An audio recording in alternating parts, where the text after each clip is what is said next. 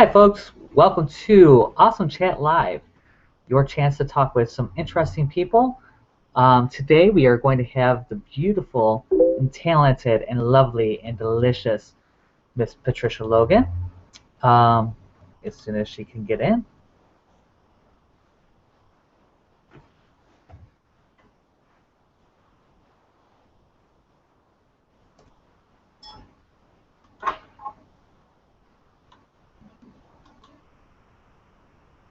And hopefully she gets in very soon. What we're trying to do is build a community where we actually talk about what's going on. Oh, look, and there she's coming. Yay! Very dear, wonderful friend, the queen of BDSM. I happen to call her Pennywise, but that's a very long story. She's my rock, my friend, and Miss Patricia Logan. Are you there yet?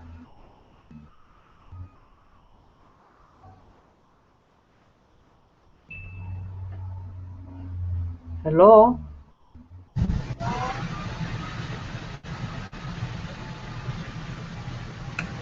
We are getting some.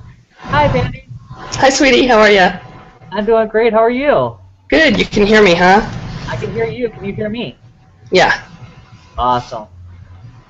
So, can you tell everybody how we met? We met through Cage Allen, one of our mutual friends on Facebook. And I'm trying to remember the exact... Oh, I know what it was. I had posted a picture of a guy with long hair and tattoos, and he was reclining on a bed. And you came on and posted a comment, looks like last weekend's trick. And I thought that was so hilarious that I immediately friended you because I thought this guy has a great sense of humor. Yeah. Yeah, maybe you can post that picture in the comments. It did look like it looked like he was last night's trick. That's what it was. I'll look for that picture and see if I have it. It's probably on my blog, but I'll see if I can find it. That was cute. That is always really funny.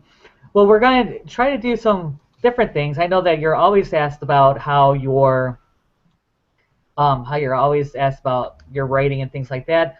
I kind of want to talk about a few things about the human condition.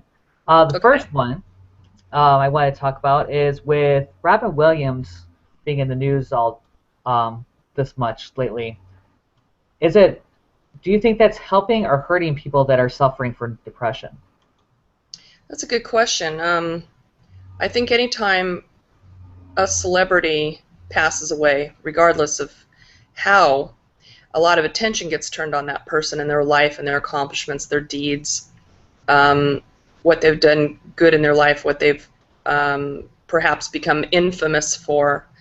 In his case, his depression was not a secret, I don't think. I think that a lot of massively great comics suffer from depression. I don't know why that is. Artists as well, whether it be a visual artist, a painter, an author, they suffer from it. So it's always, I like to think of things in positive ways when tragedy happens. So you always try to bring out something to make sense of what's happened. And in this case, I hope that people will look at depression as something that is a serious illness, that it is treatable, and hopefully they'll learn something from this tragedy. They'll take something away from it. Yeah, I have to agree. I'm not sure if it's, having been through depression as much as I have, I'm not sure that it's been so positive because somebody that we might have admired and to someone that's been going through, that it's been legend that he's been going through it. It makes it more difficult when they decide just to end things. Yeah, right, because there's really no closure for people that don't understand it or can't understand it. I saw some negative news coverage. Shepard Smith, one of the guys on Fox News, said something about calling him a coward. And I just thought, he has no idea what he's talking about. As far as I know, Robin Williams didn't leave a public statement behind, and maybe that'll come out later, I don't know, but nobody can judge somebody else's depression or pain. So, yeah, I mean, it's not, just the awareness of it is what I think is a positive thing. People maybe understand that it's an actual illness, that it's not just something we can take a Valium and get over, like they did in the 50s and 60s when they were handing out Valiums, Mama's Little Helper, to all the to all the mommies. Yeah, get past it, lady. Get past it. Yeah, my go-to is valerian root. As we all know, my valerian tea is a little strong. Yes. Well, about your writing, let's talk about that a little bit.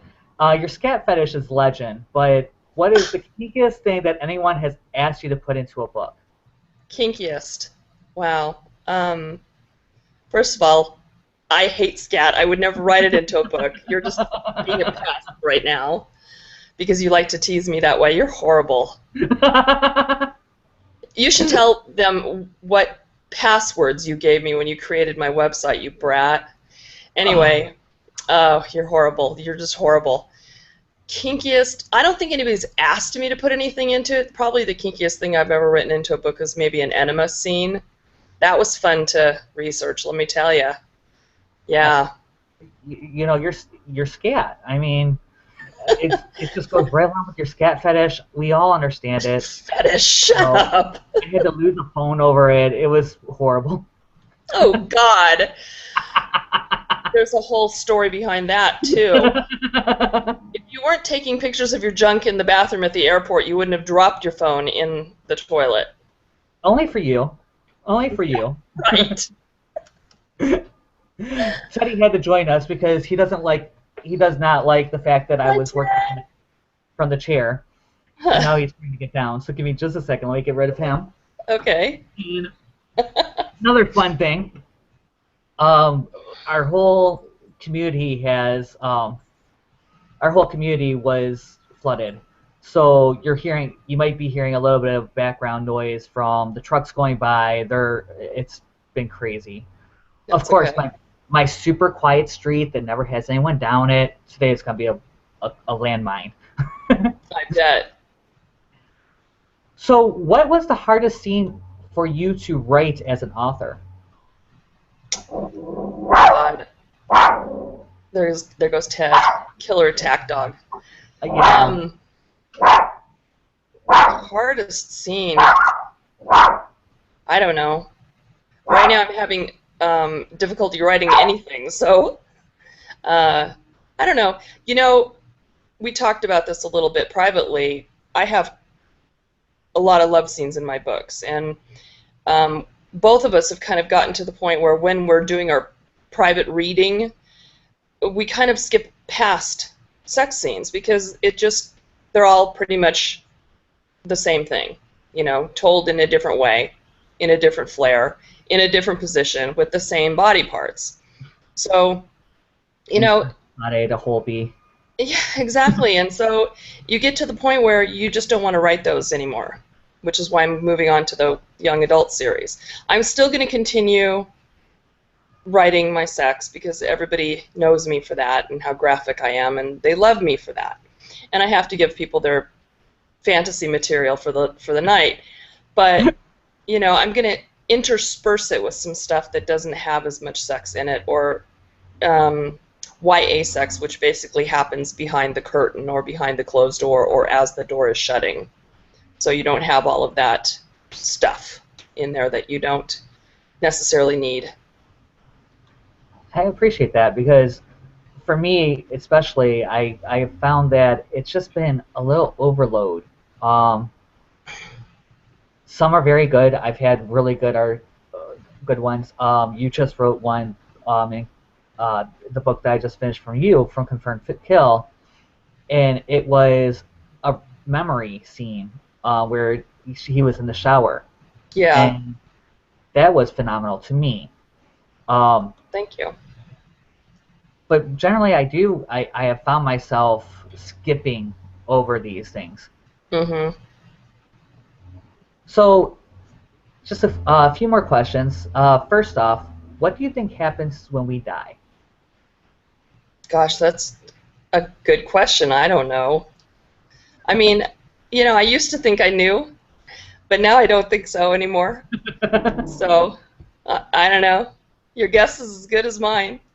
I hope that if reincarnation is real, that I come back as a gay man because I want a prostate real bad. You would be dangerous with the prostate. I know, wouldn't I? You'd be the That would biggest be bottom in fun. the world. I know, right? Wouldn't be pretty.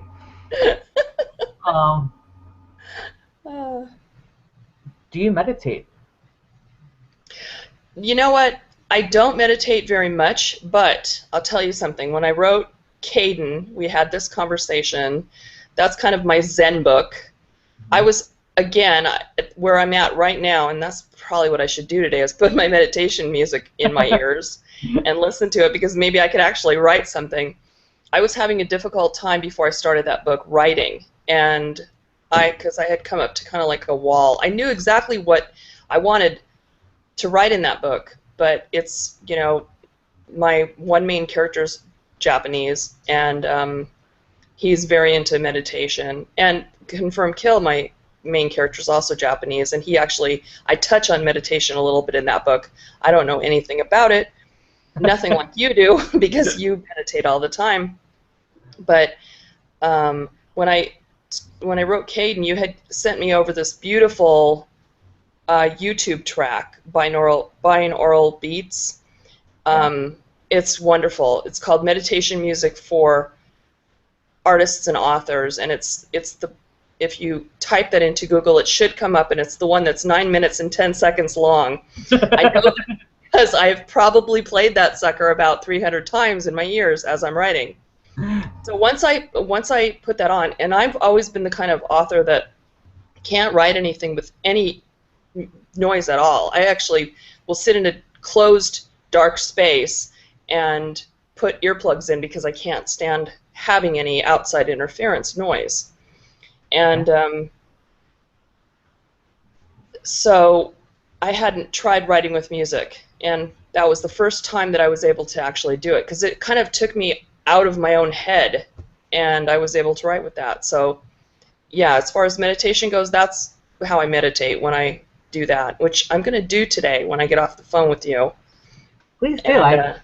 I'd be curious to see how that works comparatively, because I know that you've been blocked. I'll tell you something. That book just after I started listening to that, that book just flowed out of me like water. It was like crazy. It just like flew out of my fingers. So I'm definitely going to do it again. I'm going to have to start using that track again too. My creativity level hasn't quite been there. So post the link on this when we're done. I will, definitely. Because that's awesome. That's an awesome meditation. So what are you currently working on? I'm currently working on two things. Demonstrated Kill, which is book 3 of the Assassin series. Yay! And it's a cop book, and it's very much a standalone. The first 2 books, Verified Kill and Confirmed Kill, kind of tie in a little bit with each other, even though they're all standalones. But this one's very much a standalone. It's another cop book. I haven't written a cop book since Silver Ties, I think. Yeah. Yeah, so, and before that it was Silver Bullets. There was a little bit of a cop book element in one of the Invitation Only. It's one of the first couple, but I can't remember. Well, there's a lot. I always bring my cops in because Cassidy's in all of the books. He's a cop. You might get killed if he didn't. He's everywhere. And so he's in this book. Actually, he is almost a main character in this book, although, well, he's a main character in every book because he and Zach are having sex in every single book because nobody can ever get enough of them. Sometimes in a very inappropriate spaces. Yeah, well, yeah. Oh, he's the one who was the recipient of my enema, poor man. But he enjoyed it. So did Zach. it put him to sleep. But yeah, so I'm working on Demonstrate a Kill, and then it's really funny because I'm also working on Dallas, which is book 5 of the Invitation Only series, and I put that aside. I wrote about 3,000 words on it, and I put it aside, and then I was talking to G.A. Hauser about this on the phone like 3 weeks ago, and she's like, well, so what are you working on? And I told her, and I said, I switched gears because I got to the point where I have written like 11 BDSM books in a row, and I couldn't think of one more scene that I could possibly write where there was a paddle in someone's hand or a blindfold or a flogger. I just couldn't do it again, because you get to that point where you're just like, the well has run dry. I cannot do this anymore. So I switched gears, and hopefully by the time I get back to Dallas, I'll be back in the flow of things again. But BDSM it's exhausting sometimes because, you have to think of fresh ways to beat your sub. And, there's only so much violet wanding you can do and flogging and spanking. And you love the St. Andrew's Cross, I know, because I put it in so many books. You were just like, oh my God, please. I flat out told her if she puts another St. Andrew's Cross in a scene, I'm going to stop reading her. It got to that point of like, okay, that's a little overkill, something. Sorry, Armand just walked in. Hi, Armand. Jeff says hi. Okay. And to close, what do you want readers to know about your writing style? Let's see. Hopefully that I can engage them and make them feel my characters the way I feel, because my characters are very much alive in my head. My style is to not only bring out information, not only to describe my primary characters, but my secondary characters as well, because chances are, if you know me, those guys are going to show up someplace else in a book down the line, or they're going to get their own story somewhere along the line. So, sorry, my phone. I'm sorry, it's Sasha. Hold on. Take a shower. That's fine. I apologize. No worries, no worries. You're a busy mom and grandmother and a kitty litter scooper and. Oh God, I'll never forgive you for that wonderful bio that you wrote for me. It's posted right here, right about there. I'm sure. God. Anyway, well, it's definitely not the norm. No. I mean, you are not the norm, so you're definitely a cut above many of the people that I know, many of the authors I know. Thank you. I appreciate you as a friend, as an author, and as a person. You've always been there for me, and I really appreciate you as you. You don't have to write another word, and I would love you. Aw, you're so sweet. I love you. Feelings mutual, my dear. Yeah, I know. You keep licking my head every time I see you, so It's just, it's just round. It is. It's very round. Round and hairless dome. Dome-like. Thank you so much for being with us today, Patty. I look forward to reading your next book. You're welcome, sweetie. Thank you for having me. I love you. I love you too, honey. Bye-bye.